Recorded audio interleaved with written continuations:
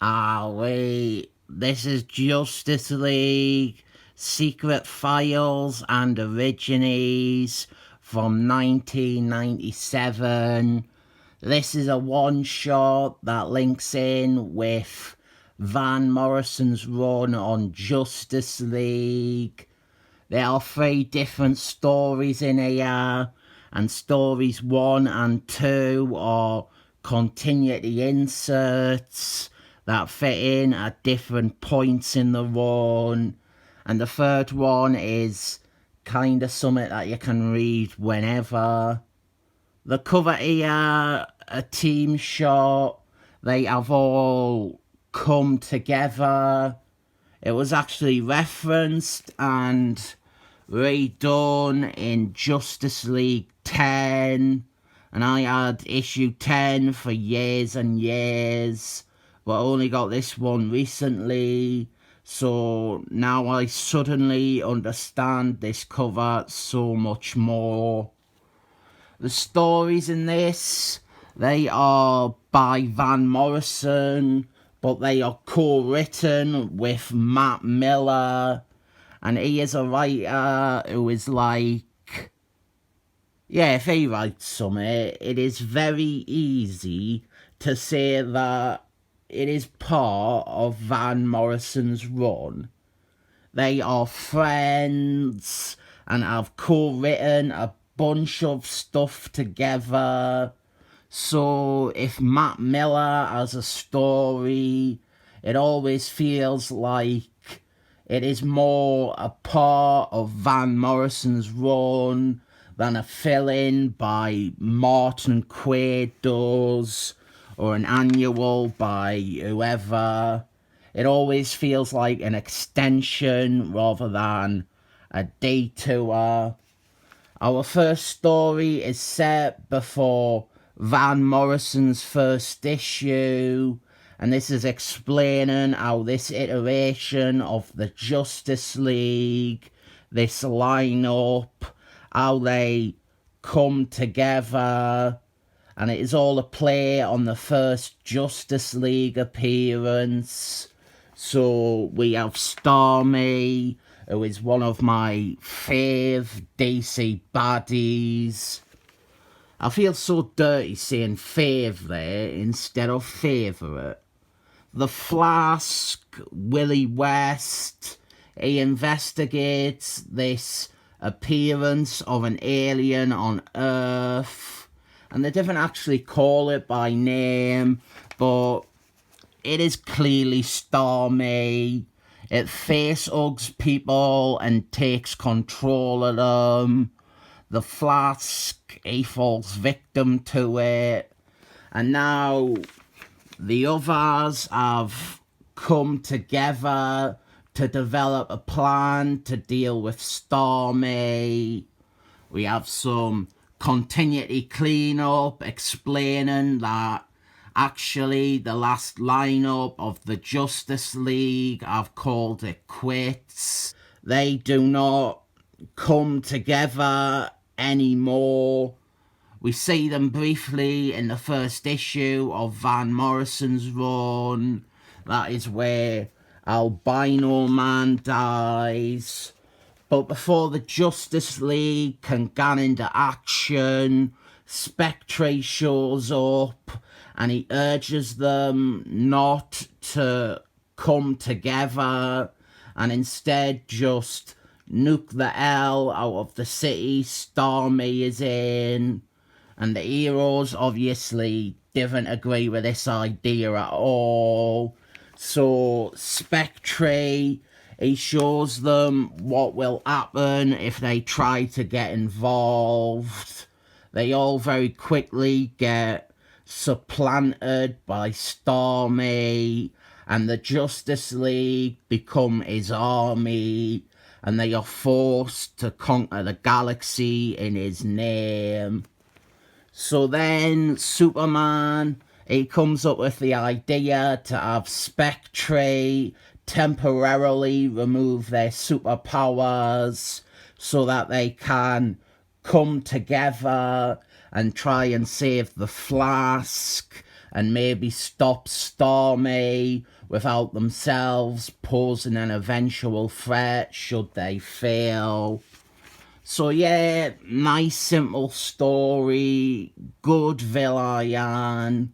Spectre is in it too, so that is good. It is Van Morrison, so we have some Bat God. Batman, of course, he is the only one who is used to not having superpowers. You've got to give it some credit. This is before the whole Bat God thing was tiresome. And this is a pretty cool scene. He frees the Flask. And then, since the Flask still has his powers, he's the one who pretty much saves the day. After the first story, we have some character profiles. Electric Superman here. And then Batman and the Flask. And then our second feature, it is like a deleted scene that goes in between some pages in Justice League 5. I pointed out exactly where in my review of that. But this is a nice little bit of admin. And you know me, I love admin in comics. I'm not being sarcastic or ironic. I really do love admin in comics. This is basically Superman imploring that the rest of the team treat him as a new applicant because his powers have totally changed. So they run him through a bunch of tests, and we have a great little Batman bit at the end. This one is only 4 pages, but it is pretty neat, and it gives some interesting looks at Superman's new powers. 2 more profiles here. The Vision and Green Lanterns, the Kyle Reese version. And our next story is a downtime one with the Vision. Again, this is good. It is just showing us how the Vision fills his days when he's not with the Justice League. Adds a bit more to the character. This 5-page story is entirely by Matt Millar. It is pretty good. Wonder Woman there with art by Jason Byrne. And then we have an in-universe interview with the Vision. But the main thing I want to show is right at the back, after a bunch of profiles. We have this great picture by Phil James showing every member of the Justice League at that point. And I usually nitpick and find oversights or technicalities. But yeah, they are all here. Some of them are sadly so far at the back, and the inking is so heavy, you can't really see them. And poor Aspen up here gets his head chopped off. But this is brilliant.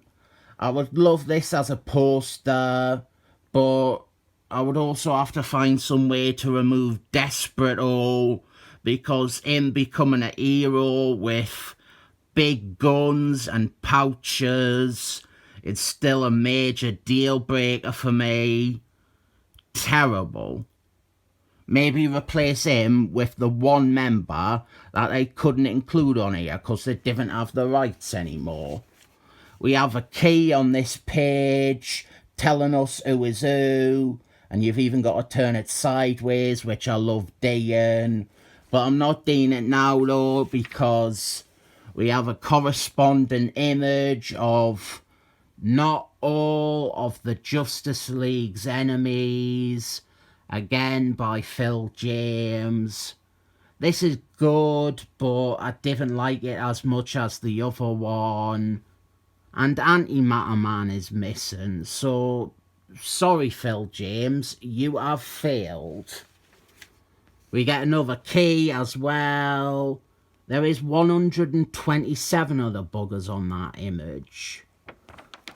I'll be honest, I hazard to call these secret files and Origines issues comics. I will say these are so much better than annuals usually are. We get shorter stories that they seem to function alongside the main book, and they flesh out characters or ideas. The profiles are cool, I'm obviously into that. And them two pin-ups at the back are fantastic. I will really give this a 7 thumbs up.